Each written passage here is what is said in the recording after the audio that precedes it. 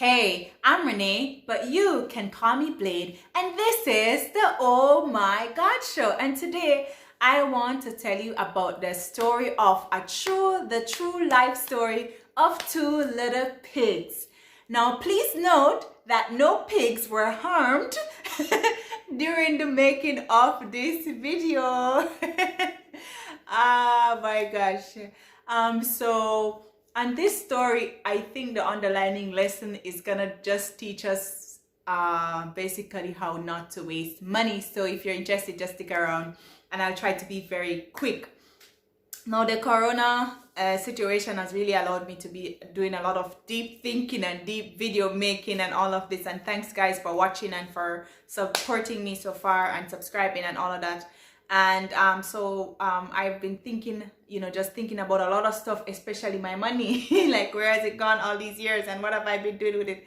So I remember the story of the two little pigs and I said, why not share it with you and let's just have a laugh or at least learn from it. I don't know if it's funny actually, but it's a story of my relatives. I mean, some of them, they told me that they needed money to do something or whatever it is.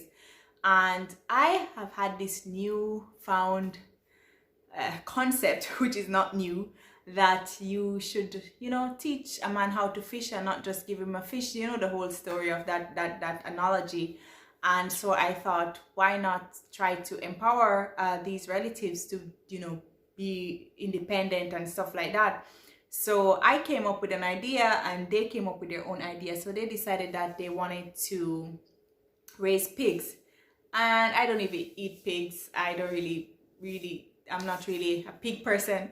But in Jamaica, it could be a really good business because, when the pig gives birth, do they give birth?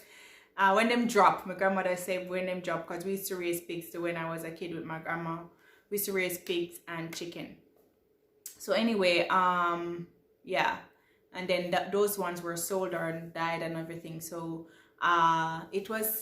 we decided that we're gonna try to get some pigs. So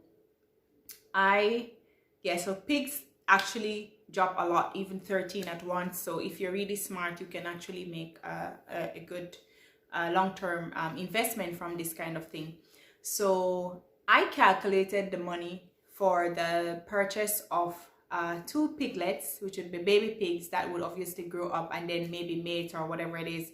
And I calculated the money that would be required to pave the concrete, where the pigs stand on. Most of them, they like to wallow in the mud, but most Jamaicans raise pig on like a concrete surface. I'm not sure if it's because I think it's more hygienic or it's just more practical or whatever. So I sent enough money to buy 2 pigs and also to pave to pave the pen with concrete, as well as extra money just because I'm extra like that.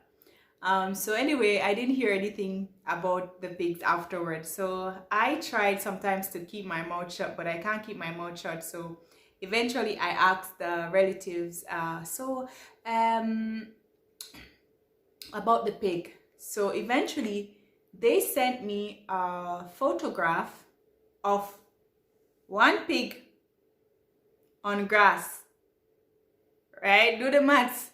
So where's the next pig? Where's the money for the next pig? And where's the money for the concrete? So anyway, I still keep my mouth shut because it's not me that working the money that's sent to them, so it's okay. So anyway, in the end,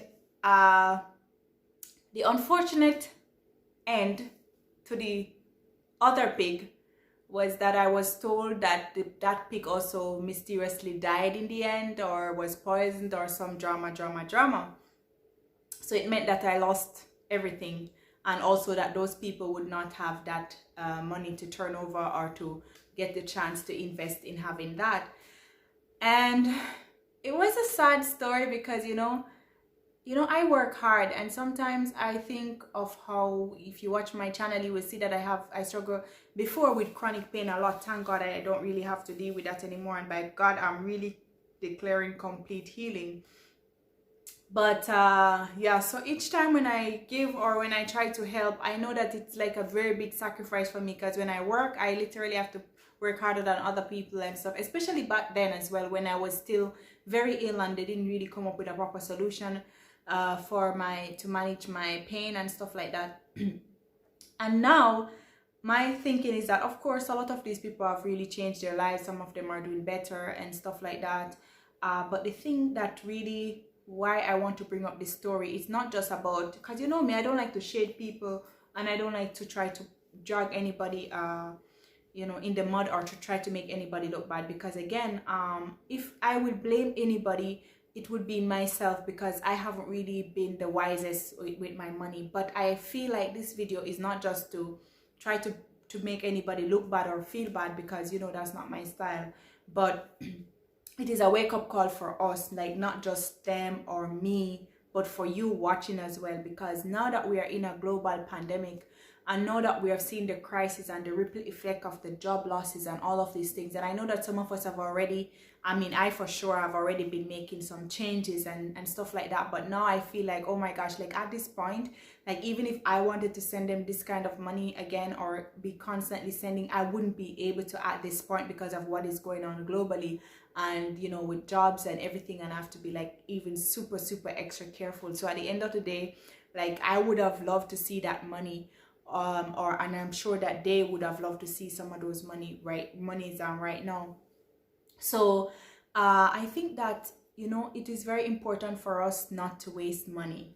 I think that is the biggest takeaway. It's not just for anybody, but that story was really interesting, because even though I was annoyed in the moment, like I was just like, yeah. And I remember when I was telling a particular one of my girlfriends, and she couldn't stop laughing. She was just like, I said, well, there was only one pig on grass. But anyway, Lord Jesus and peace. In Jamaica, say if you take bad things make laugh. But you know, now I think moving forward for all of us that's watching it especially, is that we will, you know, learn from our mistake, learn to laugh at ourselves, learn to, you know, learn to just say RIP to the pig and just move on with your life. But it is very serious that we don't waste money. You know, there's a story in the Bible of the prodigal son wasted all of his money, and he had to run back home to his father. He wasted his money on women and drinks and all of these things, and in the end he was literally, you know, wishing he could eat the leftovers of the pigs, and he was a Jew, and that was like, you know, how low can you get? And that story actually had more maybe spiritual than literal meaning. But the story of Joseph, where Joseph had a dream about 7 fat years and 7 thin years to come, and he told Pharaoh, he was able to interpret Pharaoh's dream, and he realized that there was going to be 7 years of good where they had a lot, and then in the 7 years after, immediately following it, they were going to have famine. And through Pharaoh assigning Joseph in the Bible to look after and the storehouses, and to make sure that in those 7 fat years, when they had money, when things were going good, when everything was fine, that they were saving, so that in the 7 thin years, and they were not only able to feed the Egyptians during that time when the crisis actually came, with their version of Corona actually came, but they or their famine and stuff, which is, I think, even was worse than Corona, because we still have food, yeah.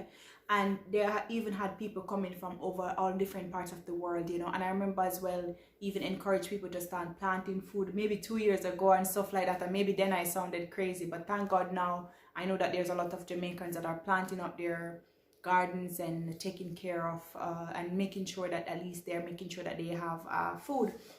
So yes, you know, sometimes I think as Christians, so we feel like God isn't really doesn't care about the money side of things or the financial side of things.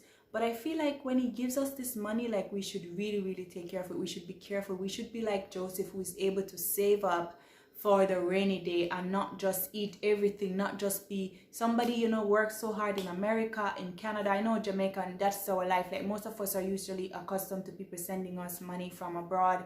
And then when they send you, you buy wine, you buy liquor, you buy rum, you buy weed, you're partying, you're putting up Hennessy on WhatsApp, you're doing whatever. But at the end of the day, you know, God forbid that, I don't want to say God forbid, maybe it's not a good word, but you know, if something will happen, and then we will all be in a situation where we all needed that money. So whatever resources that come into your hand, even if it is very small, something that I learned is that I used to think that you can only save when you have a lot of money, and that was one of the biggest mistakes in my life. Because also too, even when you start having more money, when you don't learn from, you didn't have much, then where are you gonna get that habit from, right? So yeah, so that's the story that I wanted to tell. I wanted to just remind all of us not to waste money, to learn to save money. No matter how little it is, you save it. Because when you have a crisis, you'd be surprised that that 1,000 Jamaican that you thought was nothing, suddenly it's enough. That $5 that you were blowing like crazy, like now we are hoarding that $5 or whatever it is, you know. So maybe you're not from Jamaica, maybe you're from, you know, a different country, or US or wherever, but I think you can still take my advice that you should, you know, for most of us, we're in the situation already here now, and there seem to be like nothing much that we can do right now, but moving forward in our life and going on, we should really make some really serious changes to our attitude towards money, you know. And because so many times, even when you don't have money, it affects a lot of areas in our lives. Even some people, when they're depressed, they don't have money, they don't even want to see church, they don't even want to worship, they don't want to do anything, you know. So don't think that it is separate from the the spiritual, because it all basically intertwines. And don't waste anything. And when somebody make an effort to even send you 10 whatever currency, 10 US or $100, don't think that they're sending it from their abundance. Maybe they're selling it out of sacrifice, maybe they're taking it from their savings to send to you, or maybe they are not being able to save because they have to send that money to you. So please just be a good steward, just be try to stretch it, pray over it, do whatever you have to do, and please save the pigs. Save the pigs for me. You know, it doesn't feel nice as well if you will spend your whole life also depending on people, because it's such a different, like I've been in a situation where I've had to beg people, or I never used to beg, but people have had to help me out, and I'm always grateful for those times when they've helped me out. But it doesn't feel the same as if you get your own salary and your own, you know, money coming from your business, your own cash flow, and you can say that I bought that pants for myself, or that top for myself, or that dress for myself, or oh, I'm able to invest for a piece of land or a house or something, just to have big ambition, have big dreams, even if you cannot see anything coming in front of you now. But those little, what they say in Jamaica, every nickel make a muckle. So save whatever you can right now, and whatever you get, please also you know, make good use of it, because you never know when that bucket will, you know, the bottom of that bucket might fall out. Maybe it's because of a crisis, or maybe somebody loses their job or whatever. You don't want to be that because someone lost their job, you cannot eat. So you have to make sure that you invest in yourself, take care of yourself, and yeah, as I said, save the little pigs. And I'm just gonna stop talking now. And bye for now. See you next time. Please like, comment, and subscribe to my video. And hopefully I will have another story or a Bible verse or something about health or something coming up next. But I know I'm going to see you. And thank you so much for watching. See you next time. Bye.